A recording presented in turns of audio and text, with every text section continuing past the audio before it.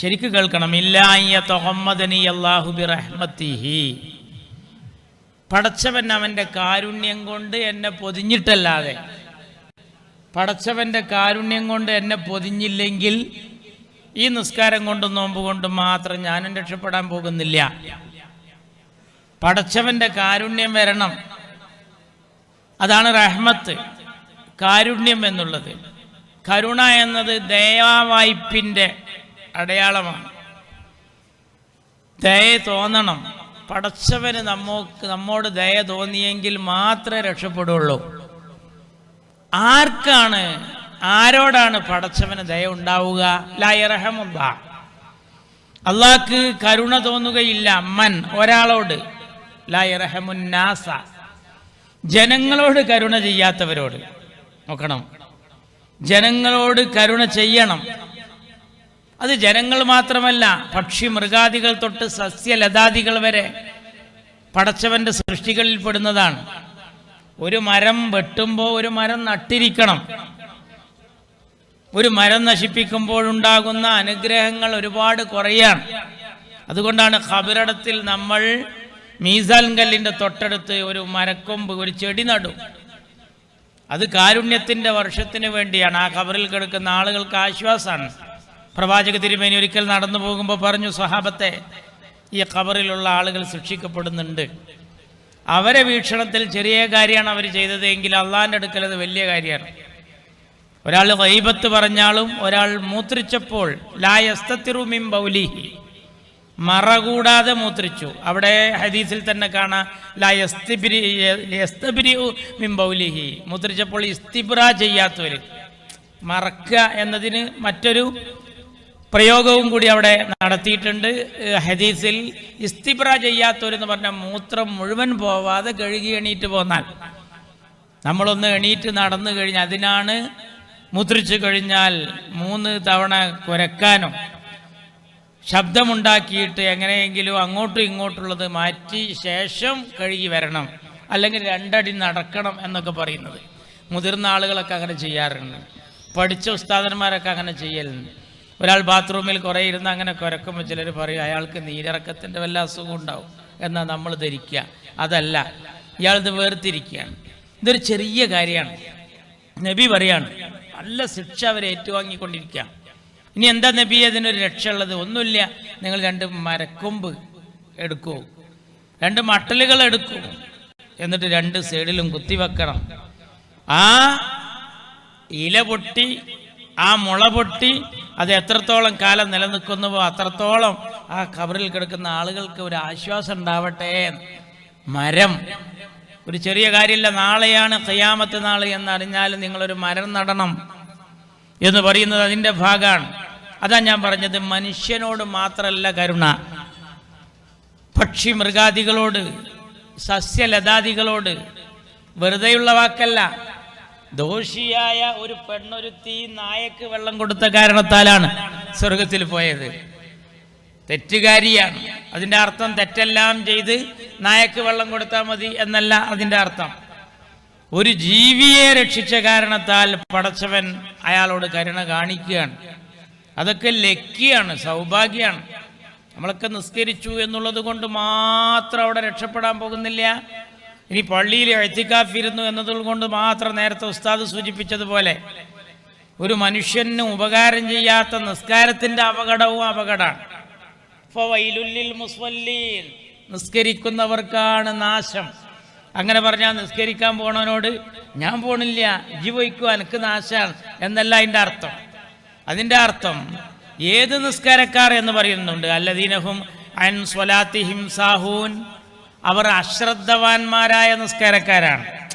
നേരം പോകുമ്പോൾ ഇങ്ങനെ അറിയില്ല, ഇങ്ങനെ ഇരുന്ന് പോകും. ആ കല്യാണത്തിന് പോയി കഴിഞ്ഞാൽ, സാധാരണ പള്ളിയിലൊക്കെ പോകുന്ന ആളുകളായാലും കല്യാണ ദിവസം അവിടുത്തെ ആ അലങ്കാരത്തിൽ മതിമറന്നാടിയിട്ട് ചിലപ്പോൾ ലൊഹറ അങ്ങനെ പോയി പോകും. അയാൾ അങ്ങനെ ഇരിക്കും. ചിലപ്പോൾ ചിലർ പറയാറുണ്ട് ഞാൻ ഒന്നിച്ചാക്കുക. ജംആക്കലൊക്കെ ഞാൻ കേട്ടിട്ടുണ്ട്. 2 കൂടി ജാമാക്കൽ ചില സ്ഥലങ്ങളിൽ നടക്കുന്ന കാര്യമാണ്. ജാമാക്കലില്ല ഇസ്ലാമിൽ, മതത്തിൽ അതില്ല. ജംആക്കലാണ്. വെറുതെ ഇരുന്ന് നേരം കളയലുമില്ല. പിന്തിച്ച് ജമാക്കലുണ്ട്, മുന്തിച്ച് ജമാക്കലുണ്ട്. ഞാൻ ഇങ്ങോട്ട് വരുമ്പോൾ മുന്തിച്ച് ജമാക്കി. അസറിനെ നേരത്തെ നിസ്കരിച്ചാൽ ഞാൻ പോകുന്നത്. കാരണം ട്രെയിനിൽ വരുമ്പോൾ എൻ്റെ അസറ് ട്രെയിനിൽ പെടുകയാണ്. ഇപ്പം ഞാൻ ഇഷായിനെ ഇതുപോലെ ഇങ്ങോട്ട് കൊണ്ടുവന്നാണ് നിസ്കരിച്ചത്. കാരണം ഇനി എനിക്ക് തിരിച്ചു പോകുമ്പോൾ എൻ്റെ ഇഷാ കുളമായി പോകരുത്. അതുകൊണ്ട് ഞാൻ മഗ്‌രിബിലേക്ക് ഇങ്ങോട്ട് ആക്കി. ഇതൊന്നുമില്ലാതെ കല്യാണപ്പന്തലിൽ വെറുതെ ഇരുന്നിട്ട് നേരം കളയുന്നുണ്ട്. അത് ചിന്തിച്ച് ജമാക്കലാണ്. അത് മുന്തിച്ചുമല്ല പിന്തിച്ചുമല്ല, വെറുതെ ചിന്തിച്ച് നേരം കളയലാണ്. അതും മതത്തിലില്ല. ഇവിടെ ചിന്തിക്കേണ്ടത് എന്താ? നിസ്കാരക്കാർക്ക് നാശം. ഏതാ നിസ്കാരക്കാർ? അല്ലദീന ഹും അൻ സ്വലാത്തിഹിം സാഹൂൻ. അവർ അശ്രദ്ധവാന്മാരായ നിസ്കാരക്കാർ. ശ്രദ്ധയൊന്നുമില്ല. എല്ലാവരും കൂടുതൽ പെടുമ്പോൾ നിസ്കരിക്കും. ഒറ്റക്കാണെങ്കിൽ തോന്നിയ പോലെ. അതിന് കൃത്യനിഷ്ഠൊന്നുമില്ല, തോന്നിയ പോലെ. അല്ലദീന ഹും അൻ സ്വലാത്തിഹിം സാഹൂൻ. അശ്രദ്ധയാണ്, ശ്രദ്ധയില്ല. കൃത്യത്തിൽ ചെയ്യാം. ചെറിയ പുസ്തകത്തിൽ നമ്മുടെ പൊന്നോമന മക്കൾ വായിക്കാറുണ്ട്. നിസ്കാരത്തെക്കുറിച്ച് പറയുന്ന കൂട്ടത്തിൽ ഓരോ നിസ്കാരവും അതാതിൻ്റെ സമയങ്ങളിൽ ചെയ്യൽ. അതാതിൻ്റെ എന്ന് പറഞ്ഞാൽ അത് പ്ലസ് അത് അതിൻ്റെ നേരത്ത്. അതാണ് അതാതിൻ്റെ സമയം. അത് അതിൻ്റെ നേരത്ത് തന്നെ ചെയ്യണം. ഇപ്പോൾ ഒരു ഡോക്ടർ നമുക്ക് ഗുളിക തന്നു 3 നേരം കഴിക്കാൻ. അപ്പോൾ നമ്മൾ എന്ത് ചെയ്തു? എനിക്ക് രാവിലെ പറ്റിയില്ല, ഉച്ചക്കും പറ്റിയില്ല, ഏതായാലും കിടക്കട്ടെ 3 ഗുളിക ഒപ്പം കഴിച്ചാൽ അയാൾക്കത് വലിയ ക്ഷീണം ചെയ്യും. ഒരു പക്ഷേ മരണം വരെ അതിന് കാരണമാവും. അതാതിൻ്റെ നേരത്ത് കുടിക്കണം എന്നതുപോലെ 5 നേരം അതാതിൻ്റെ സമയമുണ്ട്. അല്ലാതെ എപ്പോഴെങ്കിലും കോമ്പ കോർത്ത് നിസ്കാരമല്ല, ഒന്നിച്ച് ചെയിൻ ടു ചെയിൻ നിസ്കാരമല്ല. നിസ്കാരം എന്നുള്ളത് ഓരോ നേരത്താ. ഈ അശ്രദ്ധവാന്മാരായ നിസ്കാരക്കാർക്ക് നാശം. ആ നിസ്കാരമാണ് ഒന്ന്. അല്ലദീന ഹും അൻ സ്വലാത്തിഹിം സാഹൂൻ അല്ലദീന ഹും യുറാഊൻ. പിന്നെ പറയുന്നത് കാണാൻ വേണ്ടി, ജനങ്ങൾ കാണാൻ വേണ്ടി. ഒരു പ്രപ്പോസലൊന്നും വരുന്നില്ല. അപ്പോൾ പള്ളിയിലൊക്കെ ഇങ്ങനെ വരികയാണ്. എന്താ? ബ്രോക്കർ വരുന്ന നേരത്ത് ചോദിച്ച ചെറുക്കനെന്താ പണി? ചെറുക്കെ നല്ല ജോലിയാണ്, എല്ലാം ഉണ്ട്, 5 വക്ത് നിസ്കാരം. അത് നമുക്ക് പറയാൻ കഴിയില്ല. അപ്പോൾ കല്യാണാലോചന ഒക്കെ ഉണ്ട്. വരുന്ന സമയത്ത് മാത്രം ബ്രോക്കർ ഒന്ന് കാണട്ടെ, നാട്ടുകാരൊന്ന് പറയട്ടെ, മഹലൊരു കത്ത് കൊടുക്കുമ്പോൾ തരക്കടില്ല എന്ന് പറയട്ടെ. അതിനു വേണ്ടിയുള്ള നിസ്കാരം. ഭാര്യ വീട്ടിൽ പോയാൽ മാത്രമുള്ള തറാവിയ്, ഇതൊന്നും ഇതിൽ പെടുന്നതല്ല. കാണാൻ വേണ്ടി ചെയ്യൽ. ആ നിസ്കാരം കൊണ്ടും നാശം. നിസ്കരിക്കാത്തവനേക്കാൾ വലിയ നാശാണ് ആ നിസ്കാരക്കാർക്ക്. അല്ലദീന ഹും അൻ സ്വലാത്തിഹിം സാഹൂൻ. അശ്രദ്ധവാന്മാർ, കാണാൻ വേണ്ടി. പിന്നത്തതാണ് ബഹുരസം. അല്ലദീന ഹും യുറാഊൻ വയംനഊന അൽ മാഊൻ. അവർ ചെറിയ ചെറിയ ഉപകാരം പോലും തടുക്കുന്നവർ. ചെറിയ ചെറിയ ഉപകാരം പോലും തടുക്കുന്നവർ. അവിടെയാണ് എൻ്റെ വിഷയം. ജീവകാരുണ്യ പ്രവർത്തനത്തിൽ നിസ്കാരക്കാരായിട്ടുള്ള നല്ല മതക്കാർ. ഒരു മതത്തിലെ വിശ്വാസി എന്ന് പറഞ്ഞാൽ അയാൾ ആരാണ്? അയാൾ ലഘുവായ ഉപകാരം പോലും തടുത്തു കഴിഞ്ഞാൽ, ലഘുവായ ഉപകാരം എന്ന് പറഞ്ഞാൽ ചെറിയ ചെറിയ ഉപകാരം. ആ വ്യാഖ്യാനത്തിൽ കാണാം തീ, വെള്ളം, വഴി. പിറകിലുള്ള വീട്ടുകാരന് വഴി കൊടുക്കാത്ത ആജ്യരുടെ നിസ്കാരം അപകടത്തിൻ്റെതാണ്. ഒരു തീ എന്ന് പറഞ്ഞാൽ പഴയ കാലത്ത് കൊടുത്തിരുന്ന തീ എന്ന് പറയുന്നത് നമ്മുടെ അടുപ്പിൽ നിന്ന് തീക്കണൽ ഊതി കത്തിച്ച് അയൽവാസിക്ക് ചകിരിപ്പൊളിയിലും ചിരട്ടയിലും തീ കൊടുക്കും. അന്ന് തീപ്പെട്ടി, സിഗരറ്റ് ലാമ്പൊക്കെ പിന്നീട് ലോകക്രമത്തിൽ വന്നതാണ്. ആദ്യം തീ കത്തിക്കാൻ വേണ്ടി ഉള്ളവൻ്റെ വീട്ടിൽ തീപ്പുക പൊന്തുന്നത് കണ്ടാൽ എനിക്ക് കുറച്ച് തീ തരുമോ എന്ന് ചോദിച്ച അയൽവാസി വന്നിരുന്നൊരു കാലത്ത് തീക്കണൽ കൊടുക്കും. ഈ കണൽ നമ്മുടെ ഉമ്മ നമ്മുടെ അടുപ്പിൽ കൊണ്ടുവന്ന് ഊതി കത്തിച്ചായിരുന്നു നമ്മുടെ മക്കൾക്ക് അന്നമുണ്ടാക്കി കൊടുത്തിരുന്നത്. ഇന്ന് അതില്ല. തീപ്പെട്ടി ഉണ്ടായിരുന്നു, ഇടക്കാലത്ത് അതും പോയി. പിന്നെ വന്നത് സിഗരറ്റ് ലാമ്പാണ്, അതുമല്ല. ഇപ്പൊ തീയുടെ സ്ഥാനത്ത് നിൽക്കുന്നത് കറണ്ടിന്റെ കണക്ഷന്റെ കൺസെന്റാണ്. വ്യാഖ്യാനിച്ച് വേണമെങ്കിൽ പറയാം അങ്ങനെ. ഒരു ഹരിജൻ കോളനിയിലേക്ക്, ഒരു പട്ടികജാതി കോളനിയിലേക്ക്, അല്ലെങ്കിൽ തീരദേശത്ത് താമസിക്കുന്ന പാവപ്പെട്ട മത്സ്യത്തൊഴിലാളികളുടെ ഓല വീടുകളിലേക്ക് ഈ മുന്നിലെ ഗേറ്റുള്ള ഒരു മുതലാളി കൺസെന്റ് ഒപ്പിട്ട് കൊടുത്താലേ അങ്ങോട്ട് ലൈൻ വലിക്കാൻ കഴിയുമെങ്കിൽ ഞാൻ എൻ്റെ വീട്ടിൻ്റെ പരിസരത്തൊരു കൂടി അങ്ങനെ കറണ്ടിന് കണക്ഷൻ കൊടുക്കൂല എന്ന് പറഞ്ഞിരിക്കുന്ന ആ പ്രമാണിയുടെ നിസ്കാരത്തിൻ്റെ കാര്യമാണ് പടച്ച റബ്ബ് ഈ ഖുർആനിൽ പറയുന്നത്. ചെറിയ ചെറിയ ഉപകാരം പോലും തടുക്കുന്നവൻ്റെ നിസ്കാരം. മനുഷ്യന് ഒരു തടസ്സം നിന്ന് കഴിഞ്ഞാൽ നമ്മളെ ഇബാദത്ത് തടുക്കുകയാണ്. വഴി, വെള്ളം, തീ ഞാൻ പറഞ്ഞു, വഴി ഞാൻ പറഞ്ഞു. ആധാരത്തിൽ വഴിയില്ലെന്ന് പറഞ്ഞിട്ട് തൊട്ടു പിറകിലേക്ക് വഴി കൊടുക്കാത്ത ആളുകളുണ്ട്. റോഡ് വീതി കൂട്ടി കൊടുക്കാൻ വേണ്ടി ശ്രമിക്കുമ്പോൾ അത് ഞാൻ കാലകാലങ്ങളായി സൂക്ഷിച്ചു പോകുന്ന ഇടവഴിയാണ്, എൻ്റെ വീട് വരെ, എൻ്റെ ഗേറ്റ് വരെ. അങ്ങനെയുണ്ട് ചില ആളുകൾ. ഞാനും എൻ്റെ കെട്ടിയോനും ഒരു തട്ടാനും, ഞാനും എൻ്റെ പൂച്ചട്ടിയും എൻ്റെ ഗേറ്റും, ഇതിൻ്റെ അപ്പുറത്തേക്ക് റോഡില്ല, ഇവിടെ വേണമെങ്കിൽ തിരിച്ചു പോകട്ടെ. ഗേറ്റ് പോലും തുറന്നു കൊടുക്കാതെ വണ്ടി ഒന്ന് ബാക്കടിച്ച് റിവേഴ്സ് എടുത്ത് ഒന്ന് തിരിച്ചു പോകാൻ ആരും സമ്മതിക്കൂല. ഞാൻ പഞ്ചായത്ത് മെമ്പറായിരുന്ന സമയത്ത് ഇതുപോലെ റോഡ് വെട്ടാൻ ആഗ്രഹിച്ച ഇടവഴിയിലൊക്കെ പോയി. അവിടെ പോയി ഞാൻ അവരോടൊക്കെ പറഞ്ഞപ്പോൾ പോയില്ല, പറ്റൂല. അങ്ങനെ പറഞ്ഞ ആളുകളോട് ഞാൻ തിരിച്ചൊരു ചോദ്യമാണ് ചോദിച്ചത്. ആംബുലൻസ് നമ്മുടെ ഈ ഇടവഴിയിൽ വരുമ്പോൾ നിങ്ങളെ വീട്ടിലേക്ക് വരുന്ന ആംബുലൻസ് എങ്ങനെയാണ് ഇവിടെ ഇട്ട് തിരിച്ചു പോവുക?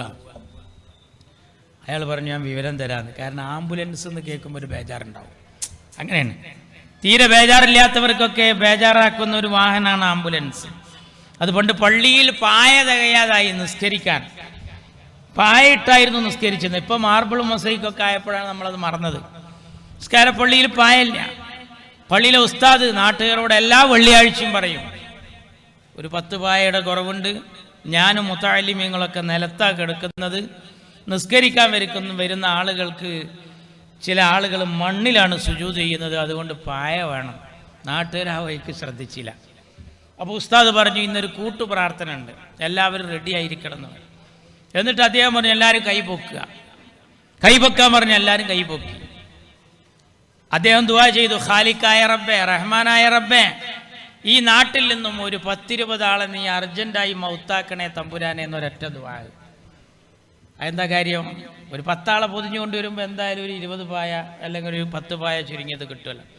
ഇത് പ്രാർത്ഥിച്ചേക്ക് ചിലർ കൈ താത്തിയിട്ട് പറഞ്ഞു എൻ്റെ വക 20, ഒരാൾ പറഞ്ഞു ഞാൻ 10, ഞാൻ 30. പിന്നെ പായയായി. മരിക്കാൻ എല്ലാവർക്കും പേടിയാണ്. ആംബുലൻസിൻ്റെ കാര്യം പറയുമ്പോൾ പേടിയാണ്. ഇവിടെ നമ്മൾ ചിന്തിക്കേണ്ടത് എന്താണ്? മനുഷ്യൻ ലഘുവായ ഉപകാരം പോലും തടുക്കും. വെള്ളം കൊടുക്കാത്തവർ, തൻ്റെ കിണർ കെട്ടിപ്പൂട്ടി വേലി കെട്ടി സംരക്ഷിച്ചിട്ട് അയൽവാസിക്ക് വെള്ളം കൊടുക്കാത്തവരുണ്ട്.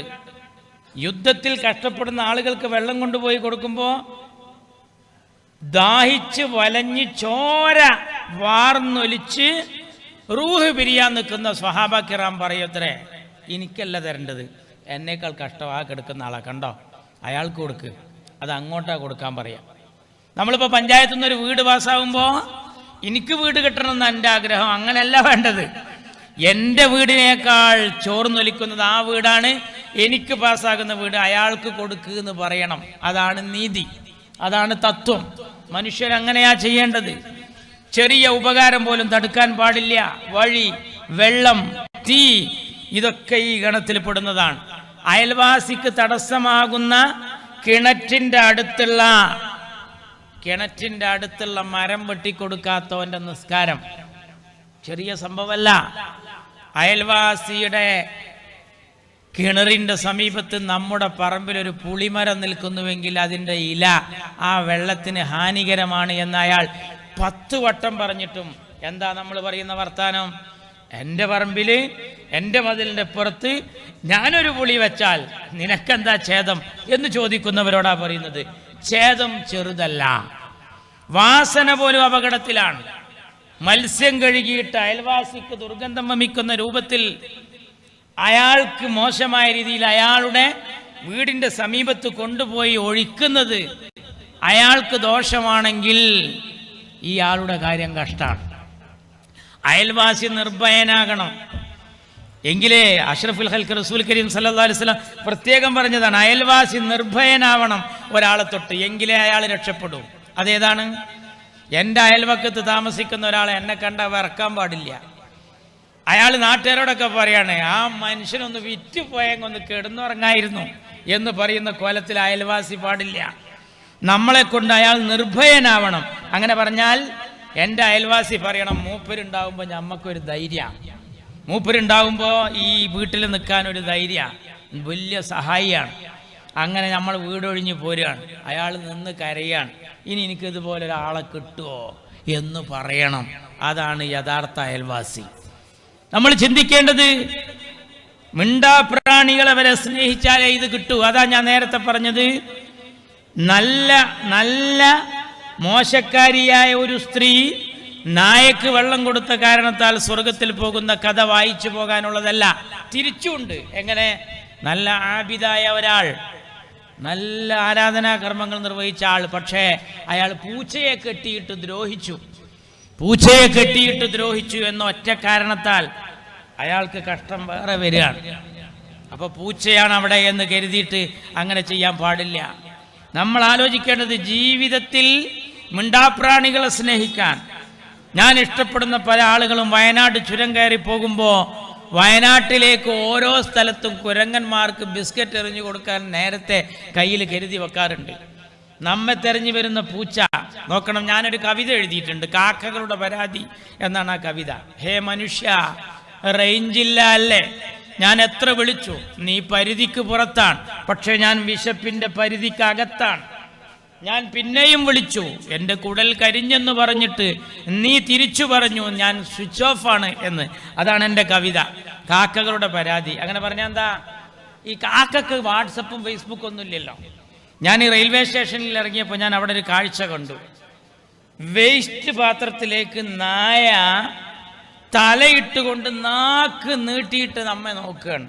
അതിൻ്റെ അർത്ഥം, മനുഷ്യന്മാർ തിന്ന മസാല ദോശയും ചിക്കനും ബ്രോസ്റ്റൊക്കെ നമ്മൾ ബാക്കിയാക്കിയത് ആ വേസ്റ്റിലുണ്ട്. പക്ഷെ ഈ നായക്ക് അതിലേക്ക് എത്തുന്നില്ല. സാധനം കാണാനുണ്ട്, ഭക്ഷണം കാണണേ, പക്ഷെ കിട്ടുന്നില്ല. അപ്പം എനിക്ക് തോന്നി ഇന്ന് പ്രസംഗിക്കുമ്പോൾ പറയാൻ, ഈ ബൾബ് കെട്ടി തൂക്കിയതുപോലെ വിശന്ന് വലഞ്ഞ സമയത്ത് ഒരു നേന്ത്രക്കൊല ഇവിടെ കെട്ടി തൂക്കുക. നമുക്ക് നല്ല വിശപ്പുണ്ട്, എങ്ങനെ ചാടി ഞാൻ കടിച്ചെടുക്കും? എൻ്റെ ഒരു വിഷമം ഞാനപ്പോൾ ആലോചിക്കുകയാണ്. മിണ്ടാപ്രാണികൾ, നായ മലയാളിയെ നടന്ന് കടിക്കുന്നൊരു സാഹചര്യം ഉണ്ടായിരുന്നു.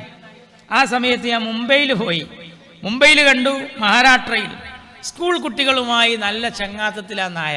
കാരണം ആ സ്കൂൾ കുട്ടികൾ നായക്ക് മര്യാദക്ക് തിന്നാൻ കൊടുക്കുന്നു എന്നുള്ളതാണ്. നമ്മുടെ വേസ്റ്റ് നമ്മൾ കെട്ടിപ്പൂട്ടിയിട്ട് പ്ലാസ്റ്റിക് കവറിലാക്കി അഡ്രസ്സ് പോലും എഴുതാതെയാണ് പുഴയിലേക്ക് എറിയുന്നത്. അഡ്രസ്സ് എഴുതിയിരുന്നുവെങ്കിൽ ആ മേൽവിലാസത്തിലെങ്കിലും അത് ലഭിക്കുമായിരുന്നു എന്ന് ഞാൻ ഉറച്ചു വിശ്വസിക്കുകയാണ്. മനുഷ്യൻ എത്ര ബലഹീനനാണ്. നമുക്ക് വിശപ്പ് വന്ന് നോക്കണ്ടേ? ലോക ഭക്ഷ്യദിനം കഴിഞ്ഞു. നമ്മൾ ആലോചിക്കണം, പട്ടിണി കിടക്കുന്ന റോഹിംഗ്യൻ ടീം, പട്ടിണി കിടക്കുന്ന കാശ്മീരിലെ ജനത, ഇവരൊക്കെ കാണുമ്പോഴാണ് നമ്മൾ സുഖസമൃദ്ധിയുടെ മെത്തയിലാണ് മേഞ്ഞു നടക്കുന്നത്. ഇവിടെ മനുഷ്യൻ ചെയ്യേണ്ടത് എന്താണ്? മനുഷ്യൻ ഉള്ളപ്പോൾ ഉള്ളതനുസരിച്ച്, ഇല്ലാത്തപ്പോൾ ഇല്ലാത്തതനുസരിച്ച് കഴിയണം. ഈ ഇരിക്കുന്ന കാരണവന്മാർക്കറിയാം, ഒരു കാലത്ത് ക്ഷാമകാലത്ത് കുമ്പളങ്ങ, വെള്ളരിക്ക കെട്ടിത്തൂക്കും വീടിൻ്റെ മുകളിൽ. എന്തിനാണത്? ഉള്ള കാലത്ത് കെട്ടിത്തൂക്കിയിട്ട് ക്ഷേമകാലത്ത് ഉപയോഗിക്കാൻ. എൻ്റെ വല്യപ്പ അങ്ങനെ ചെയ്തിരുന്നു, നെല്ല് സൂക്ഷിക്കാറുണ്ടായിരുന്നു. ഇന്നത്തെ തലമുറക്ക് അതറിയില്ല, നമ്മൾ അറിയണം. ഞാൻ നേരത്തെ സൂചിപ്പിച്ചതുപോലെ അനുസരണയുള്ള മൃഗമാണ് നായ. ആ നായ മലയാളിയെ നടന്ന് കടിച്ചു. ഞാൻ അത്ഭുതപ്പെടുകയാണ്. നമ്മളെ കേരളത്തിൽ നിന്നൊരു ജനപ്രതിനിധി ഡൽഹിയിലെത്തിയപ്പോൾ ഡൽഹിയിൽ വെച്ച് അയാളെ നായ കടിച്ചു. ഞാൻ അത്ഭുതപ്പെട്ടു പോയി. ഈ നായക്ക് എങ്ങനെയാണ് ഇയാൾ മലയാളിയാണ് എന്ന് മനസ്സിലായത് എന്ന് എനിക്ക് ആലോചിച്ചൊരു പിടുത്തവും കിട്ടുന്നില്ല. ഒന്നുമല്ല, കമ്പ്യൂട്ടർ യുഗത്തിലെ നായയല്ലേ, കുറച്ച് വിവരവും തൻ്റെ ഇടും ആ സാധുക്കൾക്കുണ്ടാവുമല്ലോ. കാരണം എന്താന്ന് വെച്ചാൽ, നമ്മൾ നായക്ക് ഭക്ഷണം കൊടുക്കുന്ന കാര്യത്തിൽ ഞാൻ ഉറച്ചു പറയുന്നു, നിങ്ങൾ ഇന്ന് പോയി പരീക്ഷിക്ക്. കാണുന്ന നായനെ നമ്മളാട്ടും, ഞാനാട്ടും, അധ്യക്ഷനാട്ടും, മറ്റുള്ള സ്വാഗതം പറഞ്ഞ ആളും ആട്ടും. നായക്ക് എവിടെയും ഭക്ഷണമില്ല. പിന്നെ കാണുന്നത് ചെറുപ്പത്തിൽ നമ്മുടെ കുട്ടി സ്കൂൾ ബാഗിൽ ചോറ്റുപാത്രവുമായി പോകുന്നതാ. അപ്പം നായ അതിന് പകരം വീട്ടി പിറ്റേ ദിവസം രാവിലെ നമ്മളെ സ്വന്തം മക്കളെ കടിക്കും. എന്നാൽ മഹാരാഷ്ട്രയിലെ കുട്ടികളെ കടിക്കുന്നില്ല. ഇതിൽ നിന്ന് ഞാൻ മനസ്സിലാക്കിയത്, അധ്യക്ഷനും സ്വാഗതം പറഞ്ഞാളും മുഖ്യപ്രഭാഷകനും ഫിറോസ് കുന്നംപറമ്പിലൊക്കെ എന്ത് ചെയ്യണം? നായക്ക് ഭക്ഷണം കൊടുത്താൽ ഞാൻ ഉറപ്പിച്ച് പറയാണ്, ആ നായ നമ്മളെ കടിക്കൂല എന്ന് മാത്രമല്ല, നമ്മളെ ആരെങ്കിലും ആക്രമിക്കാൻ വരുന്നുണ്ടെങ്കിൽ അത് നോക്കാൻ കിടക്കുന്ന ജീവിയുടെ പേരാണ് നായ. പിന്നെ ആ നായ കിടക്കുക നമ്മളെ ഗേറ്റിൻ്റെ അവിടെയാണ്, നമ്മൾ ഭക്ഷണം കൊടുക്കുന്നത് കൊണ്ട്. എന്നിട്ട് ആ നായയുടെ പണി എന്താണെന്നറിയാം? ഞങ്ങൾ ആ സമയത്ത് നമ്മളെ വീട്ടിലേക്ക് ആരെങ്കിലും വരുന്നുണ്ടെങ്കിൽ കടിക്കാൻ, കുരക്കാൻ ഒന്ന് കുരക്കും. നമുക്കതൊരു ധൈര്യമാണ്. ചുരുക്കത്തിൽ ഞാൻ വെറുതെ പറയല്ല, നമ്മളെ +2 ചെക്കനക്കായി ഉപകാരം ഉണ്ടാവും പിന്നെ ആ നായനെ കൊണ്ട്. അത്രക്കും ഗൗരവത്തിലാണ് നായ എന്ന ജീവിക്ക് ഭക്ഷണം കൊടുത്താൽ. നമ്മൾ ഗൗരവത്തോടു കൂടി ചിന്തിക്കേണ്ടതാണ്. മിണ്ടാപ്രാണിയെ സ്നേഹിക്കുക, അതൊരു ചെറിയ കാര്യമല്ല. ജീവജാലങ്ങളെ സ്നേഹിക്കുക. വിശന്നവന് ഭക്ഷണം നൽകുക എന്ന് പറഞ്ഞാൽ ചെറിയ കാര്യമല്ല. ഹജ്ജിന് പോകാൻ കരുതിയ സമ്പത്ത് ഒരാൾ സ്വർണ്ണവെള്ളി നാണയങ്ങൾ ശേഖരിച്ച് കാത്തിരിക്കുകയാണ്. അങ്ങനെ ഇരിക്കുമ്പോഴാണ് ചീഞ്ഞളിഞ്ഞ ദുർഗന്ധം വമിക്കുന്ന ഒരു മണം ഇയാൾ കേൾക്കുന്നത്. പോയി ആ മണം പിടിച്ചു പോയി ചെന്ന് നോക്കിയപ്പോൾ ഒരു വീട്ടിൻ്റെ മുകളിൽ നിന്നാണ് ആ പുക. വാതിൽ മുട്ടിയപ്പോൾ ആ വീട്ടിൻ്റെ അകത്തൊരു സ്ത്രീ ചീഞ്ഞ മാംസം കമ്പിയിൽ കുത്തി, നമ്മളിപ്പോൾ ഷവർമയും കുബൂസൊക്കെ ഉണ്ടാക്കുന്ന സ്ഥലത്തെ കമ്പി പോലെ ഇത് അടുപ്പിൽ തീക്കണൽ കൊണ്ട് ചുട്ടെടുത്ത് അത് കടിച്ച് തിന്നാണ്. ഒന്ന് ചീഞ്ഞളിഞ്ഞതാണ്, 2 മാംസാണ്, എത്രയോ ദുർഗന്ധം വമിക്കുന്നതാണ്. ഇത് കണ്ടപ്പോൾ ഹജ്ജിന് പോകാൻ കരുതി വെച്ച ഈ സ്വർണ്ണവെള്ളി നാണയങ്ങൾ എടുത്തു കൊണ്ടുവന്നിട്ട് ഈ സ്ത്രീക്ക് കൊടുത്തിട്ട് പറഞ്ഞു, ഇതുകൊണ്ട് നിങ്ങൾ കുടുംബത്തിലെ പട്ടിണി മാറ്റുക. ഇത് കാരണം എന്താ ഉണ്ടായതെന്നറിയോ? 40 ലക്ഷത്തോളം വരുന്ന ആളുകളുടെ ഹജ്ജ് അള്ളാഹു നേരത്തെ സ്വീകരിക്കാതെ പോയിരുന്നു. 40 ലക്ഷം ആളുകളുടെ ഹജ്ജ് സ്വീകരിച്ചിരുന്നില്ല. കാരണം ഇഖ്ലാസ് ഇല്ല എന്ന കാരണത്താൽ, ആത്മാർത്ഥത ഉണ്ടായിരുന്നില്ല. അവർക്ക് ലക്ഷ്യം എന്തായിരുന്നു എന്നറിയോ? ഞാൻ ഹജ്ജ് കഴിഞ്ഞ് ഇവിടെ വന്ന് ഇറങ്ങിയേക്കെന്നെ ആചാര്യെന്ന് വിളിക്കണം എന്നാണ് ഒരാളെ ലക്ഷ്യം. വേറൊരാളെ ലക്ഷ്യം അയാളെ ഗേറ്റുമ്മൽ അൽ ഹാജ് ഖുതുബുൽ ഖത്താബ് എന്നിങ്ങനെ പ്രത്യേകം പ്രിന്റ് ചെയ്ത് ഗേറ്റുമ്മ വെക്കണം എന്നായിരുന്നു അയാളെ ലക്ഷ്യം. അല്ലാതെ പടച്ചോൻ്റെ കൃപാകടാക്ഷം ആയിരുന്നില്ല. ഈ ആത്മാർത്ഥത ഇല്ലാതെ 40 ലക്ഷത്തിൻ്റെ ഹജ്ജ് അള്ളാഹു വരവ് വെച്ചിരുന്നില്ല. പക്ഷേ ഈ സാധുവായ ഈ മനുഷ്യ ഒരു പട്ടിണി മാറ്റിയ കാരണത്താൽ നേരത്തെ സ്വീകരിക്കാതെ പോയ 40 ലക്ഷത്തിൻ്റെ ഹജ്ജും സ്വീകരിച്ചു, മക്കത്തേക്ക് പോകാതെ ഇയാളുടെ ഹജ്ജും സ്വീകരിച്ചു എന്നത് ചരിത്രത്തിൽ വായിച്ചു പോകാനുള്ളതല്ല. വിശന്നവന് ഭക്ഷണം നൽകൽ ചെറിയ കാര്യമല്ല. വിശന്നവന് ഭക്ഷണം നൽകൽ ഒരു ചെറിയ കാര്യമല്ല. ഇക്സാഉൽ ആരി, ഉടുതുണിയില്ലാത്തവന് വസ്ത്രം. പെരുന്നാൾ വരുമ്പോൾ അയൽവാസി കുട്ടിയെ കുറിച്ച് ഓർക്കണം, മറ്റുള്ളവരെ കുറിച്ച് ഓർക്കണം, യതീമിനെ കുറിച്ച് ഓർക്കണം. ഞാൻ ഇവിടുത്തെ ചാരിറ്റി പ്രവർത്തനത്തിൽ അത്ഭുതപ്പെടുകയാണ്. ഓട്ടോറിക്ഷ തൊഴിലാളികൾ എന്ന് പറഞ്ഞാൽ നമ്മുടെ നാട്ടിൽ വാഹനങ്ങൾക്കിടയിൽ സാധാരണക്കാരൻ്റെ വാഹനമാണ്. അവരെക്കുറിച്ച് ആക്ഷേപങ്ങളും പരിഹാസ്യങ്ങളും ചൊരിയുന്ന എല്ലാവരും ഉണ്ടാവും. പക്ഷേ ഒരു ഉപകാരത്തിന് വേണമെങ്കിൽ ഓട്ടോറിക്ഷക്കാർ വേണം. ഞാൻ ഈ ഓട്ടോറിക്ഷക്കാരൊക്കെ പറ്റി പറയാറുള്ളത്, ഈ ഓട്ടോറിക്ഷക്കാർ പൊറോട്ടയെ പോലെയാണ്. എന്താ കാരണം? പൊറോട്ടക്കില്ലാത്ത കുറ്റമില്ല, എന്നാൽ പൊറോട്ട ഇല്ലാത്തൊരു പരിപാടിയില്ല. അതാ രസം. പൊറോട്ടക്ക് ഭയങ്കര കുറ്റാണ്, ഈ പൊറോട്ട കേടാണ്, പൊറോട്ട പ്രശ്നമാണ്. പക്ഷെ അളിയൻ വന്ന ആദ്യം പോയ പൊറോട്ടക്കാണ്. പൊറോട്ട ഇല്ലാത്തൊരു പരിപാടിയില്ല. എൻ്റെ ഓട്ടോറിക്ഷ ഡ്രൈവർമാർ അവർ കെട്ടുതാലി പണയം വെച്ചവരാകും, ആധാരം പണയപ്പെടുത്തിയവരാകും. അവർക്ക് ഏതെങ്കിലും ആളുകൾ ആശ്വാസത്തിൻ്റെ വകയായി കൊടുത്ത വാഹനമാകും. പക്ഷേ അതുമായി ഓടുമ്പോഴാണ് എൻ്റെ സുഹൃത്തുക്കൾ പുതിയങ്ങാടിയിൽ രാഷ്ട്രീയ കക്ഷി ഭേദമന്യേ ഓട്ടോ ഡ്രൈവേഴ്സ് ചാരിറ്റബിൾ സൊസൈറ്റി എന്ന പേരിൽ എത്രയെത്ര ആളുകൾക്കാണ് ജീവൻ നൽകാൻ സാധിച്ചത്. അതൊരു ചെറിയ കാര്യമാണോ? ഞാൻ അത്ഭുതപ്പെടുകയാണ്.